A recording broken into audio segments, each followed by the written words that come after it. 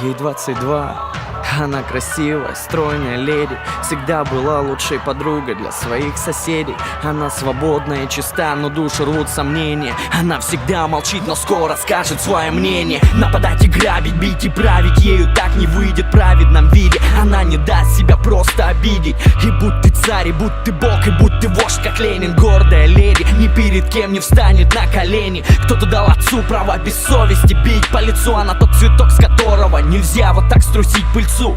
К ней относились как к путане люди, чья жизнь мусор. Раздели всю и растолкали по карманам бусы. Все наяву или просто снится? Смотрю, а в том старом хлеву лежит моя царица. Вся побита в ранах, кровь из крана потрепали тело. Братцы, не дело, свою страну мотаю марлей белой. Вокруг собрались течи души, еще не пусты. Кто за правду готов тело отдать под кресты. Она лежала вся разбита, будто руина. Люди вокруг шептали имя ее: Украина. Моя страна не упадет на колени. Города станут гору, и поверь мне, не помешает нам никто свободой напиться, пока в каждом из нас живет душа украинца.